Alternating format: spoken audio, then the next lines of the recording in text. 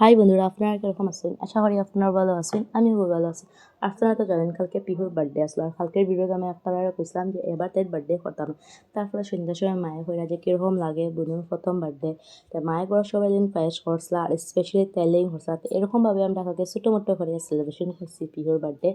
আরেকটা কথা কইতে চাই বন্ধুরা, হইতে পারে আমি ভুল হইতে পারি, কিন্তু খোয়ার ইচ্ছা করছে ওটা দিন হইয়া। এটা তো মানে কোনো জায়গাত লেখা নাই যে কেক কাটিং করিয়া ওই বার্থডে সেলিব্রেশন হয়, এটা তো কোনো কথা না। আগের মানুষও তো মানে কেক তো আগের মানুষের আসলো না আগের জমানাত।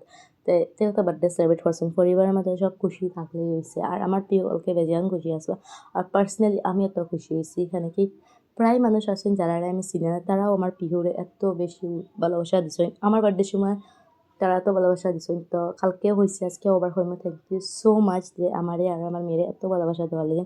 আর আরেকটা কথা বলে, সবসময় আমরা পাশে থাকিও এরকমভাবে। আমি ভাবছিলাম না যে এত জলদি মানুষ আমার এত ভালোবাসা দিবা। তো once again thank you so much. কালকে পিহুর বার্থডে আমরা এরকমভাবেই সেলিব্রেট করছি। নেক্সট ইয়ার আমরা ট্রাই করবো যে তার বার্থডে আর একটু সুন্দরভাবে করার। তো আজকের ভিডিও এখন অবধি। Bye bye, tata.